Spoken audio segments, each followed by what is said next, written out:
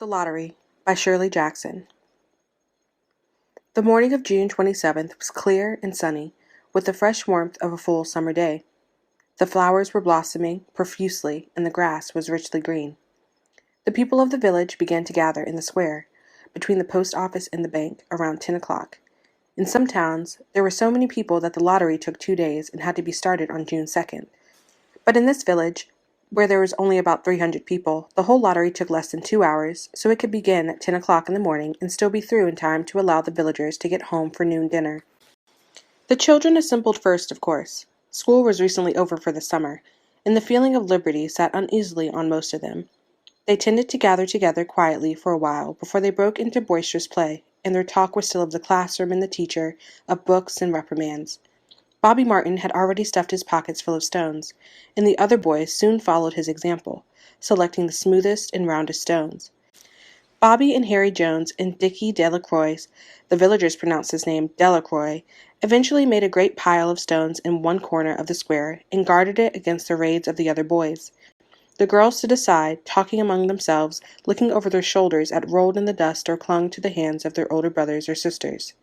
Soon the men began to gather, surveying their own children, speaking of planting and rain, tractors and taxes. They stood together, away from the pile of stones in the corner, and their jokes were quiet, and they smiled rather than laughed. The women, wearing faded house dresses and sweaters, came shortly after their menfolk. They greeted one another and exchanged bits of gossip as they went to join their husbands. Soon the women, standing by their husbands, began to call to their children, and the children came reluctantly, having to be called 4 or 5 times. Bobby Martin ducked under his mother's grasping hand and ran, laughing, back to the pile of stones. His father spoke up sharply, and Bobby came quickly and took his place between his father and his oldest brother.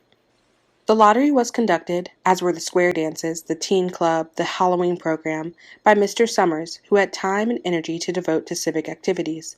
He was a round-faced, jovial man, and he ran the coal business, and people were sorry for him because he had no children and his wife was a scold. When he arrived in the square, carrying the black wooden box, there was a murmur of conversation among the villagers, and he waved and called, "Little late today, folks." The postmaster, Mr. Graves, followed him, carrying a 3-legged stool, and the stool was put in the center of the square, and Mr. Summers set the black box down on it. The villagers kept their distance, leaving a space between themselves and the stool, and when Mr. Summers said, "Some of you fellows want to give me a hand?" There was a hesitation before 2 men, Mr. Martin and his oldest son, Baxter, came forward to hold the box steady on the stool, while Mr. Summers stirred up the papers inside it. The original paraphernalia for the lottery had been lost long ago, and the black box now resting on the stool had been put into use even before Old Man Warner, the oldest man in town, was born. Mr. Summers spoke frequently to the villagers about making a new box, but no one liked to upset even as much tradition as was presented by the black box.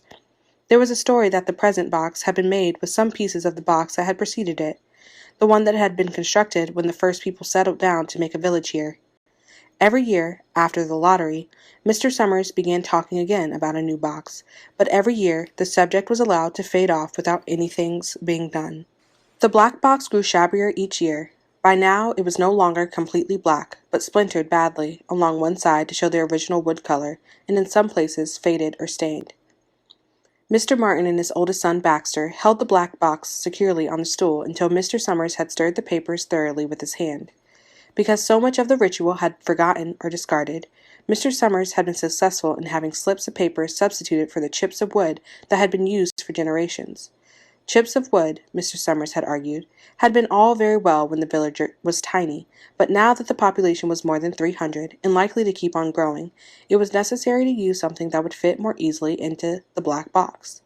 The night before the lottery, Mr. Summers and Mr. Graves made up the slips of paper and put them in the box, and it was then taken to the safe of Mr. Summers's coal company and locked up until Mr. Summers was ready to take it to the square the next morning.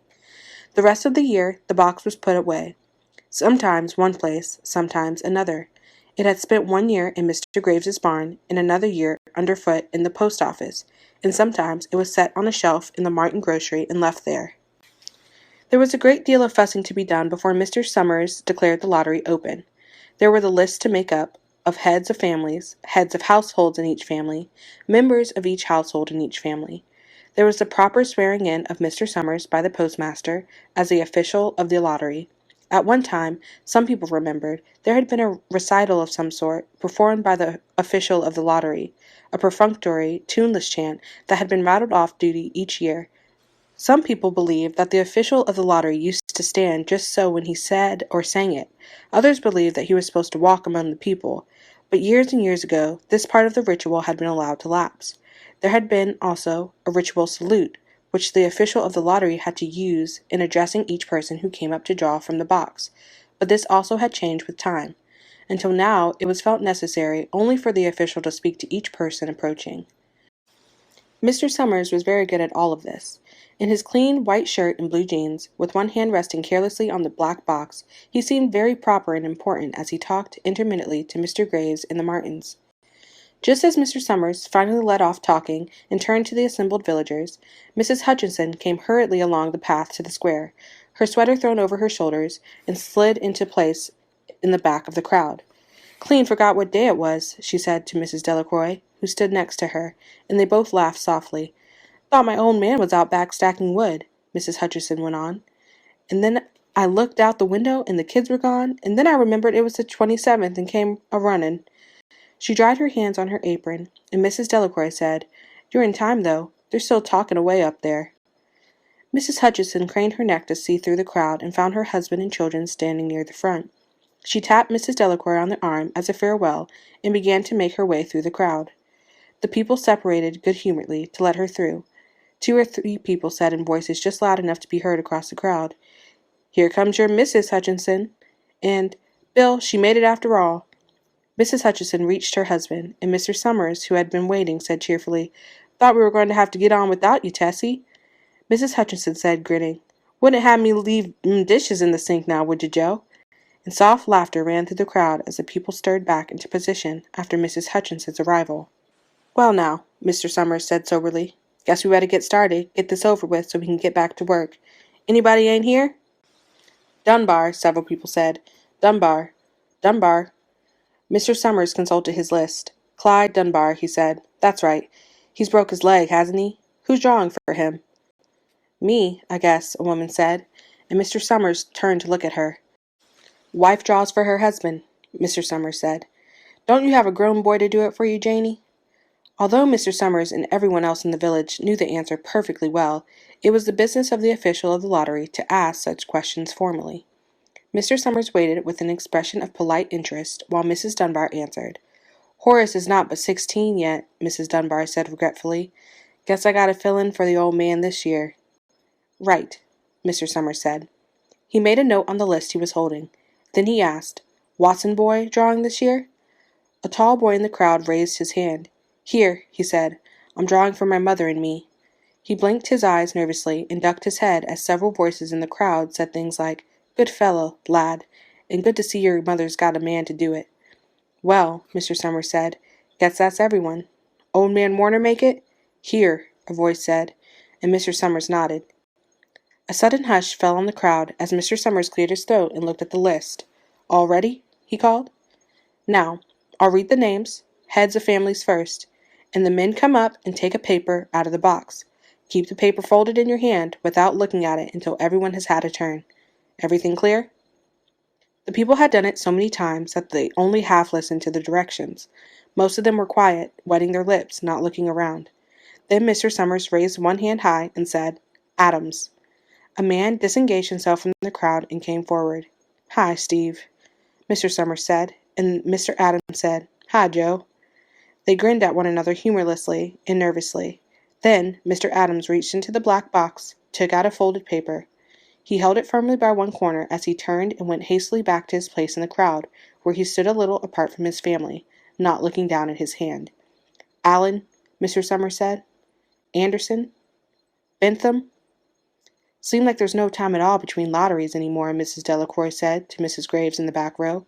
"Seems like we got through with the last one only last week." "Time sure goes fast," Mrs. Graves said. "Clark? Delacroix?" "There goes my old man," Mrs. Delacroix said. She held her breath while her husband went forward. "Dunbar," Mr. Summers said, and Mrs. Dunbar went steadily to the box, while one of the women said, "Go on, Janie," and another said, "There she goes." "Where next?" Mrs. Graves said. She watched while Mr. Grave came around from the side of the box, greeted Mr. Summers gravely, and selected a slip of paper from the box. By now, all through the crowd, there were men holding the small folded papers in their large hand, turning them over and over nervously. Mrs. Dunbar and her two sons stood together, Mrs. Dunbar holding the slip of paper. Harbert? Hutchinson? Get up there, Bill, Mrs. Hutchinson said, and the people near her laughed. Jones.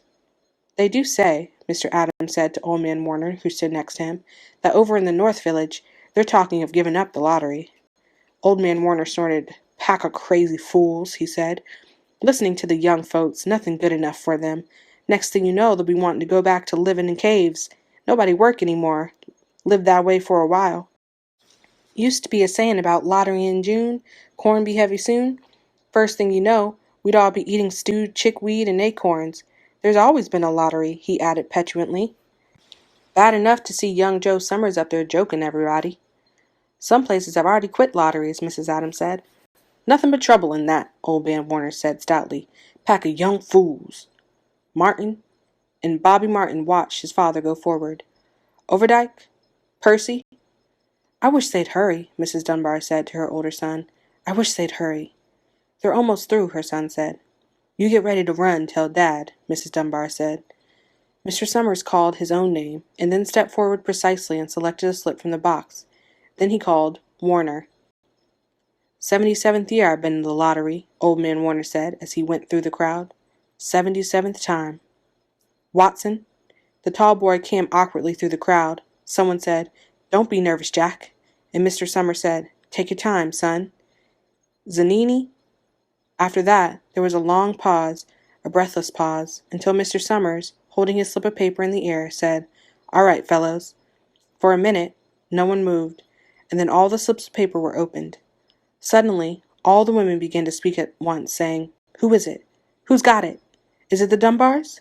Is it the Watsons? Then the voices began to say, It's Hutchinson. It's Bill. Bill Hutchinson's got it. Go tell your father, Mrs. Dunbar said to her older son. People began to look around to see the Hutchinsons. Bill Hutchinson was standing quiet, staring down at the paper in his hand. Suddenly, Tessie Hutchinson shouted to Mr. Summers, You didn't give him time enough to take any paper he wanted. I saw you. It wasn't fair. Be a good sport, Tessie, Mrs. Delacroix called, and Mrs. Graves said, All of us took the same chance. Shut up, Tessie, Billy Hutchinson said. Well, everyone, Mr. Summers said, that was done pretty fast, and now we've got to be hurrying a little more to get it done in time. He consulted his next list. Bill, he said, you draw for the Hutchinson family. You got any other households in the Hutchinsons? There's Don and Ava, Mrs. Hutchinson yelled. Make them take their chance.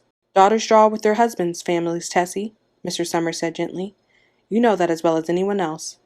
It wasn't fair, Tessie said. I guess not, Joe, Bill Hutchinson said regretfully. My daughter draws with her husband's family. That's only fair, and I've got no other family except the kids.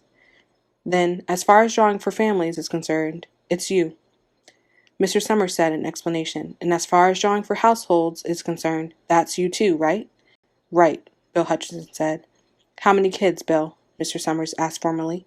3, Bill Hutchinson said. There's Bill Jr., and Nancy, and little Dave, and Tessie and me. All right then, Mr. Summers said.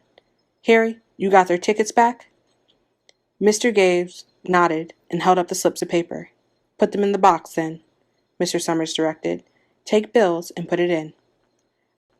I think we ought to start over, Mrs. Hutchinson said, as quietly as she could. I tell you, it wasn't fair. You didn't give him time enough to choose. Everybody saw that. Mr. Graves had selected the 5 slips and put them in the box, and he dropped all the papers but those onto the ground, where the breeze caught them and lifted them off. Listen, everybody, Mrs. Hutchinson was saying to the people around her. Ready, Bill? Mr. Summers asked, and Bill Hutchinson, with one quick glance around at his wife and children, nodded. Remember, Mr. Summers said, take the slips and keep them folded until each person has taken one. Harry, you help little Dave. Mr. Graves took the hand of the little boy, who came willingly with him up to the box. Take a paper out of the box, Davy, Mr. Summers said. Davy put his hand into the box and laughed. Take just one paper, Mr. Summers said. Harry, you hold it for him. Mr. Graves took the child's hand and removed the folded paper from the tight fist and held it while little Dave stood next to him and looked up at him wonderingly. Nancy next, Mr. Summers said. Nancy was 12, and her school friends breathed heavily as she went forward, switching her skirt, and took a slip daintily from the box. Bill, Jr., Mr. Summers said, and Billy, his face red and his feet overlarge, near knocked the box over as he got a paper out. Tessie, Mr. Summers said. She hesitated for a minute, looking around defiantly, and then set her lips and went up to the box. She snatched the paper out and held it behind her. Bill, Mr. Summers said, and Bill Hutchinson reached into the box and felt around, bringing his hand out at last with the slip of paper in it. The crowd was quiet. A girl whispered, "I hope it's not Nancy." And the sound of the whisper reached the edge of the crowd. "It's not the way it used to be," Old Man Warner said clearly. "People ain't the way they used to be." "All right," Mr. Summers said. "Open the papers. Harry, you open little Dave's." Mr. Graves opened the slip of paper, and there was a general sigh through the crowd as he held it up, and everyone could see that it was blank. Nancy and Bill, Jr. opened theirs at the same time, and both beamed and laughed, turning around to the crowd and holding their slips of paper above their heads. "Tessie," Mr. Summers said. There was a pause, and then Mr. Summers looked at Bill Hutchinson, and Bill unfolded his paper and showed it. It was blank. "It's Tessie," Mr. Summers said, and his voice was hushed. "Show us her paper, Bill." Bill Hutchinson went over to his wife and forced the slip of paper out of her hand. It had a black spot on it. The black spot Mr. Summers had made the night before with the heavy pencil in the coal company office. Bill Hutchinson held it up, and there was a stir in the crowd. "All right, folks," Mr. Summers said. "Let's finish quickly." Although the villagers had forgotten the ritual and lost their original black box, they still remembered to use stones. The pile of stones the boys had made earlier was ready. There were stones on the ground with the blowing scraps of paper that had come out of the box. Delacroix selected a stone so large she had to pick it up with both hands and turned to Mrs. Dunbar. "Come on," she said. "Hurry up." Mr. Dunbar had small stones in both hands, and she said, grasping for breath, "I can't run at all. You have to go ahead, and I'll catch up with you." The children had stones already, and someone gave little Davy Hutchinson a few pebbles. Tessie Hutchinson was in the center of a cleared space by now, and she held her hands out desperately as the villagers moved in on her. "It isn't fair," she said. A stone hit her on the side of the head. Old Man Warner was saying, come on, everyone." Steve Adams was in the front of the crowd of villagers, with Mrs. Graves beside him. "It isn't fair! It isn't right!" Mrs. Hutchinson screamed, and then they were upon her.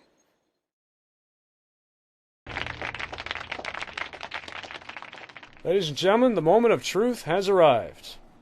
Good luck. Open up your slips.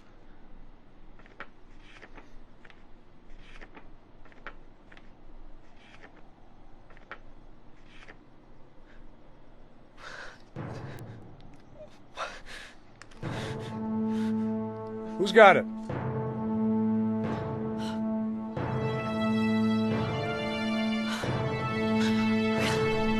Tessie?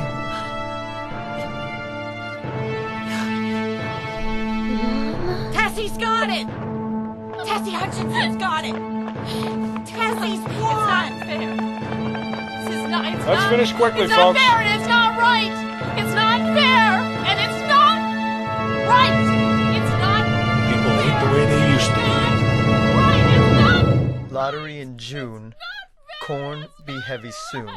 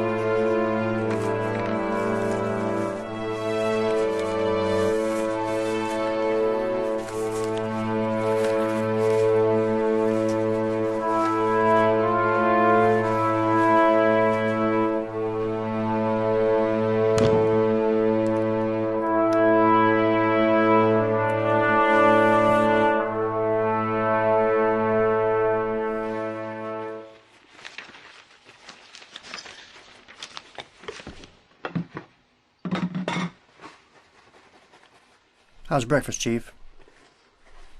My eggs are burnt. But it's okay. I sure am gonna miss this place. Things are better in the North Village, John. More civilized. I know, Tessie. I'm leaving now. You be along soon? I'll be there. I'm just finishing up here. See you soon, sport. Bye, Dad. Davy, stop it with a fork.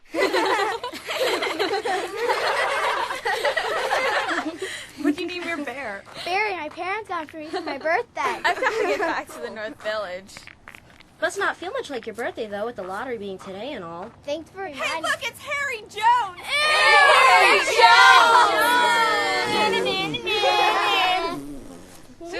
Susie, come inside. It's almost time to go. Bye. Get under your dress and stay away from that Jones boy. Now we're going to the square for the lottery. Do you understand if one of us were to win, everything would be different? Okay, let's go. Your father's waiting for us.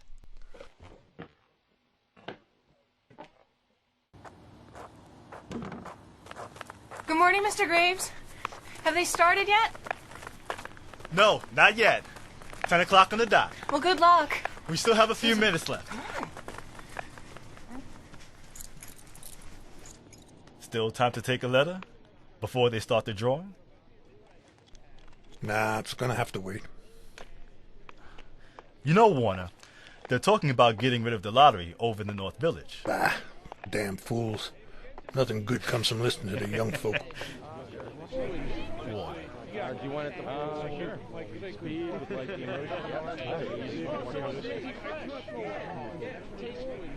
Come on, Tessie, don't be late. Hurry up. Say, I was going to ask about her. Hadn't noticed her or Davy in the I crowd. haven't seen Bobby either, but I told him. Goddamn pack of fools. Nice to see you too, Warner. Not you. Well, not today. Graves just told me that the North Village is thinking of quitting the lottery. You know, sometimes change is necessary. 77. This is my 77th lottery. Tradition is important. Without it, there'd be no structure. Sure, Warner. Used to be a saying. Lottery in June, corn be heavy soon. There's always been a lottery. Some places have already quit lotteries. Nothing but trouble in that. That's from listening to the young people. Nothing's ever good enough for them. Maybe we should all go back to living in caves and nobody work anymore, huh? Sounds pretty good. You may be on something. Yeah, I'll propose that to the mayor first thing in the morning. Nice to see you, Nancy.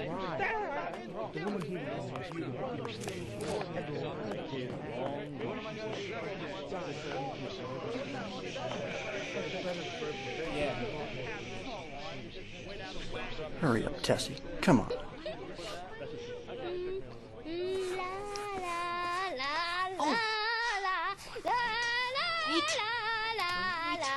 Come on, Davy. Come on. Dave. Hey, come on. Let's go. Gotta go. Hey. But I'm not done yet. Good morning, everyone. A little late today. Sorry. We're going to get through this quick so everyone can get back to work. Now, anyone not here before we get this rolling? Clyde Dunbar. Broke his leg, didn't he? Who's drawing for him? Me, I guess. Wife draws for her husband. You're a good woman, Janie. Old man Warner make it? Yeah, I'm here. 77th lottery. Wouldn't miss it. Okay, let's start. Hutchinson, where's the wife and boy? I'm here. We're here. Sorry, John. I lost track of time. Thought we were going to have to get on without you, Tessie. Oh, you wouldn't want to have me leave them dishes in the sink now, would you, Joe? No, we can't have that, can we? Well, let's get this going. You all know how this works. I call the household name, family members come up, take one slip from the box. Married daughters, you draw with your husband's family. Good luck, everyone. Adams. Allen. Anderson. Just take one. Don't be shy.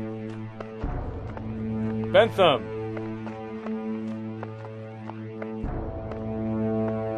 Carlson. I wish they'd hurry up.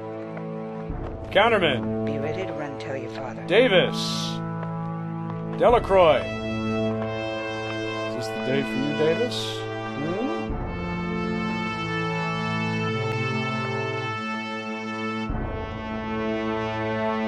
Dunbar. Fredrickson. Gerald. Did you hear that the North Village might be quitting? Good.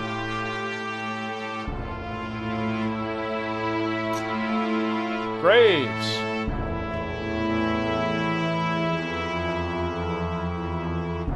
Harbert.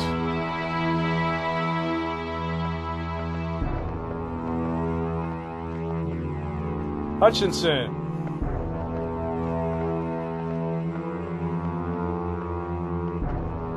Hi, John. Jones.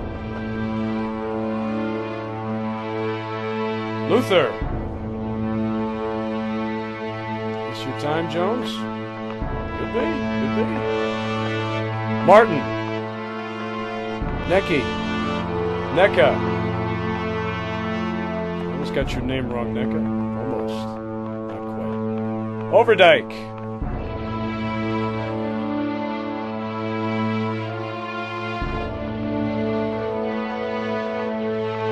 Go ahead, come on.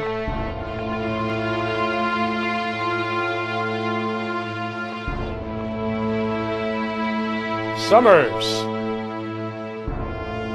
Whoop. Warner. 77 and counting, Mr. Warner, huh?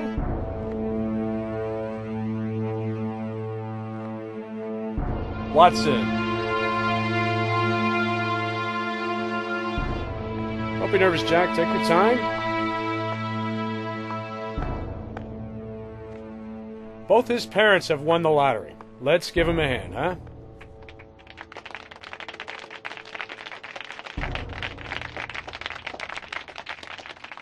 Ladies and gentlemen, the moment of truth has arrived. Good luck. Open up your slips.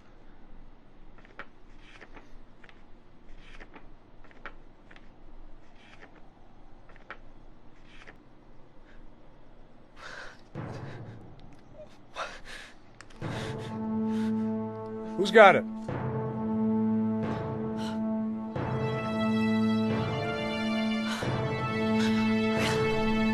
Cassie?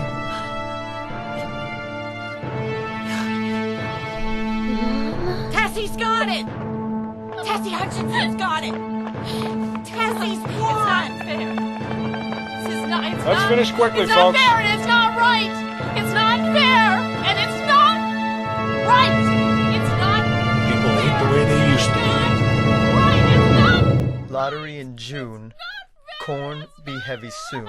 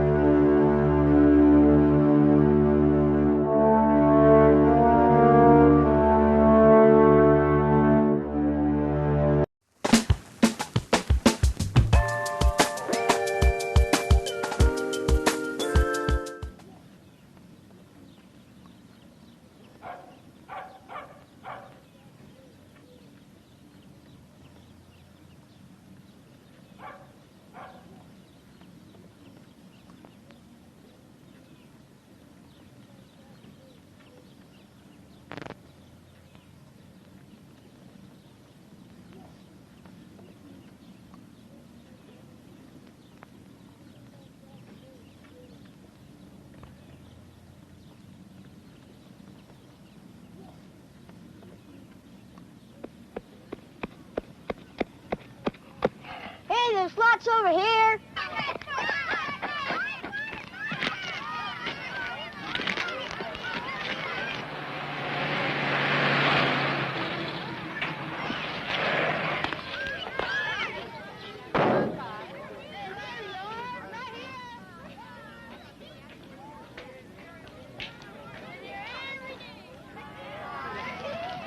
Steve hates to eat those TV dinners. I don't blame him.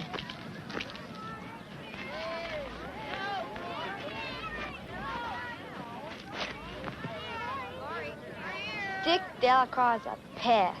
I think he's cute.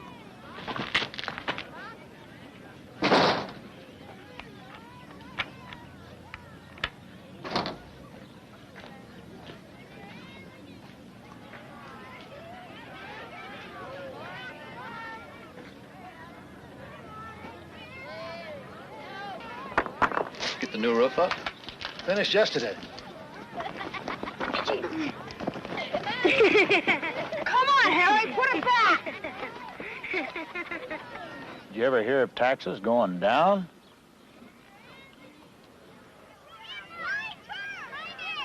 Then I'm going to finish it off with some lace around the sleeves. Harry, you come here now. Sally, come here. Bobby Martin. You, Bob, come here, now.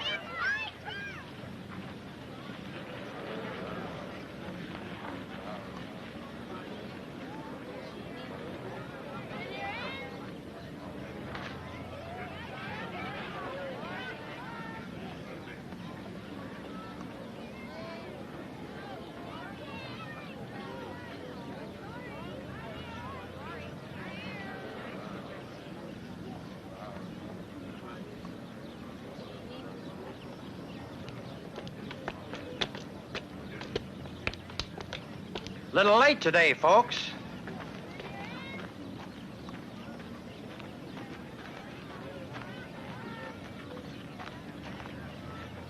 Guess this'll do it, Harry.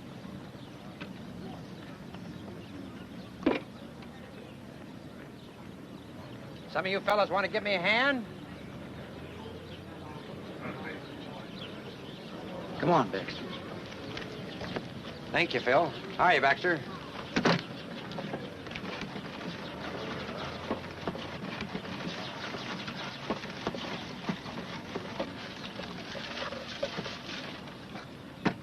Think that should do it?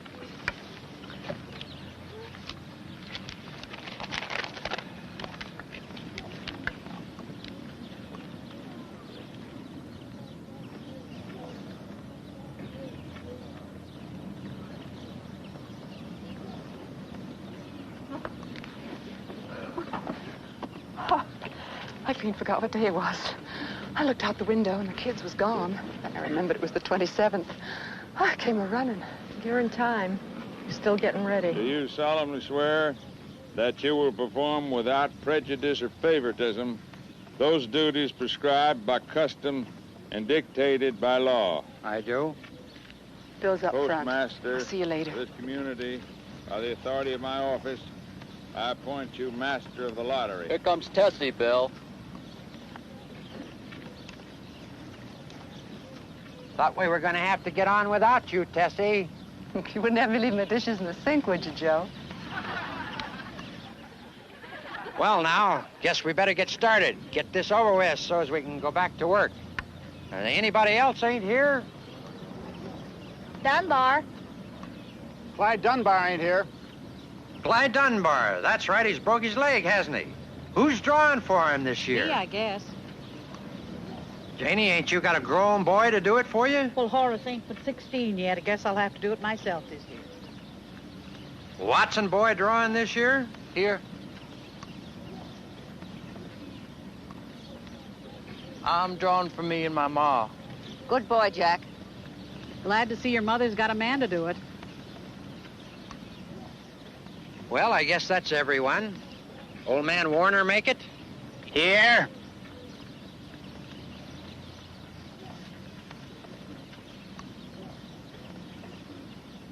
All ready? I'll read the names then. Heads of families first. The men come up and draw a paper out of the box. I keep the paper folded in your hand without looking at it until everyone's had a turn. Everything clear? Adam.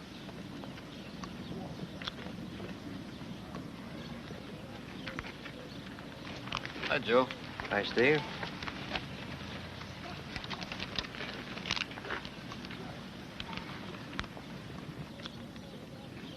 Anderson.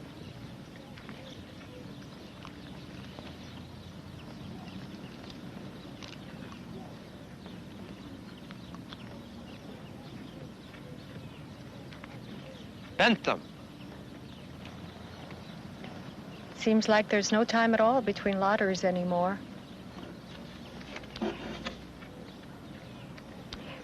Seems like only last week we got through with the last one. Yeah, time sure does go fast. Clark.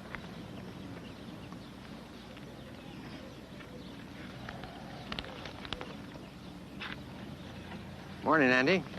Morning, Joe. Delacroix.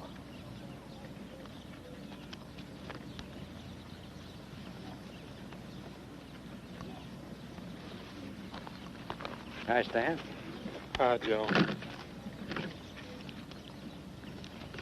Dunbar. There she goes. We're next. Graves.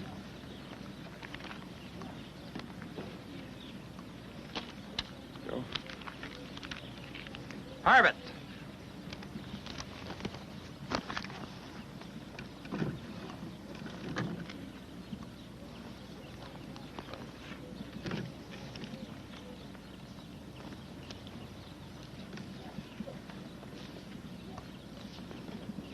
Hutchinson. Get up there, Bill. That a girl, Tessie? Jones. They say over in Warren County they're talking about giving up the lottery. Pack of crazy fools, listening to the young folks. Nothing is good enough for them.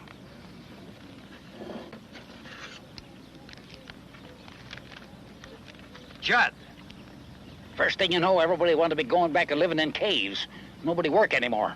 Live that way for a while. Cleffer. Used to be a saying, lottery in June, corn heavy soon.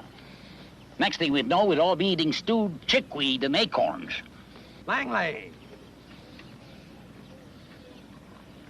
There's always been a lottery. Hi, Mitch. Hi, Joe. It's bad enough to see young Joe Summers out there joking with everybody. Martin.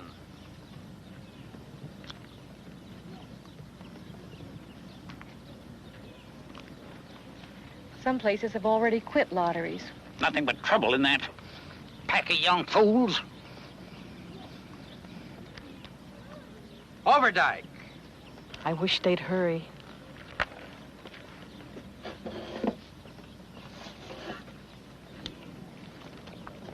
Percy.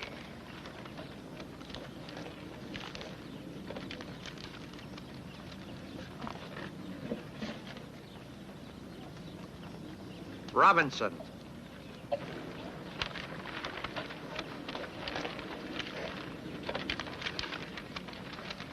Summers.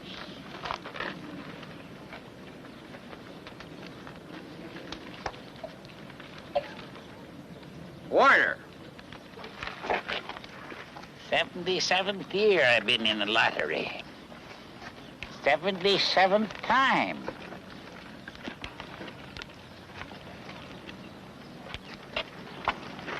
Watson. Don't be nervous, Jack. Take your time, son.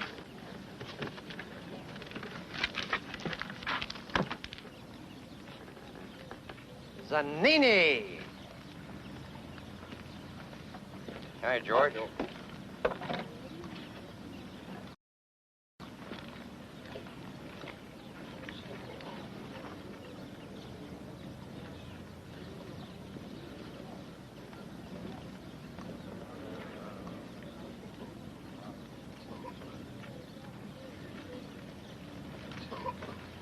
All right, fellas.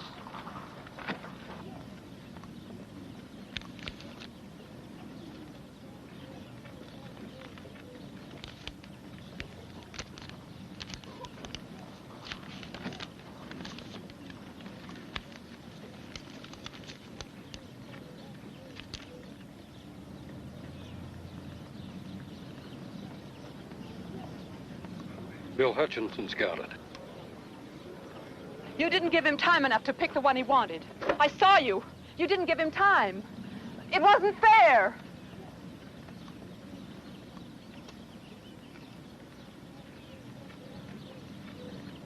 Be a good sport, Tessie. We all took the same chance. Shut up, Tessie.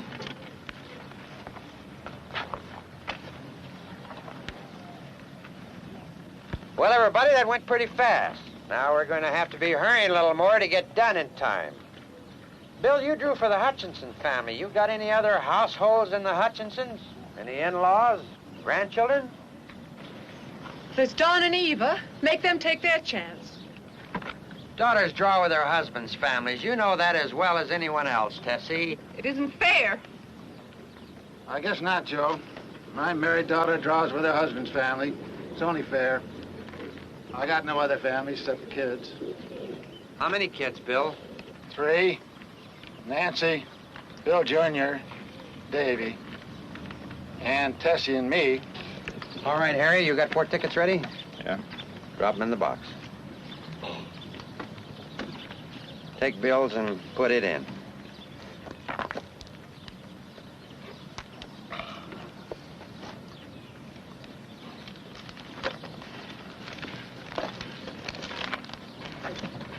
Ready, Bill? I think we should start over. It wasn't fair. They didn't give him time enough to choose. Everybody saw that. Well, you all saw that. Please listen to me. Joe didn't give Bill enough time. You ready, Bill?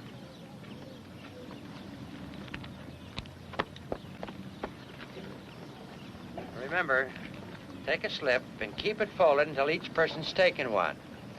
Now, Harry, you help little Davy.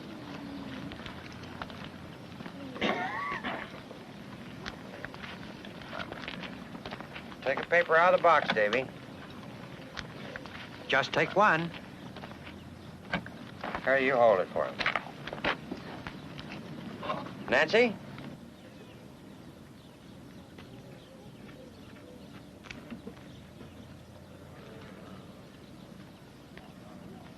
Bill Jr.?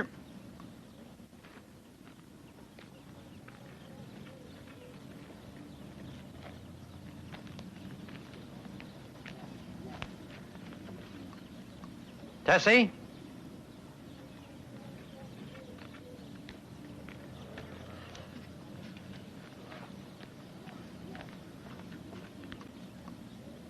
Bill?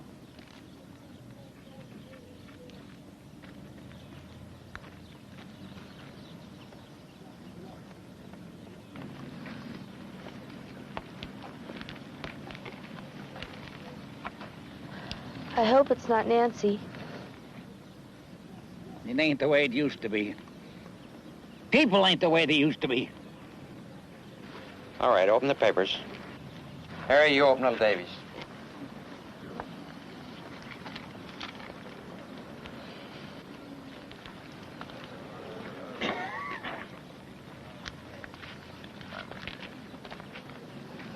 Nancy?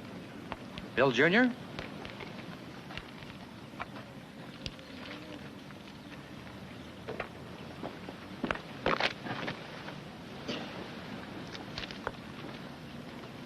Tessie?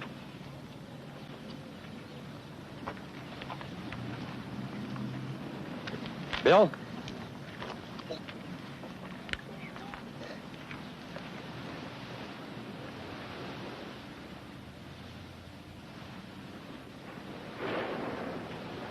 It's Tessie.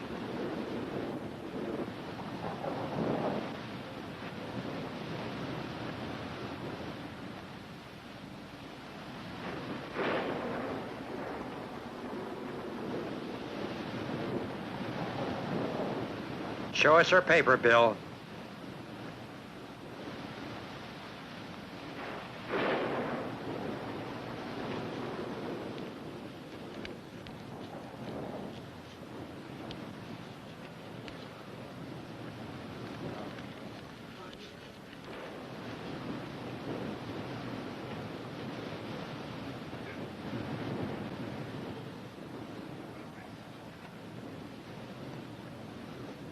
All right, folks, let's finish quickly.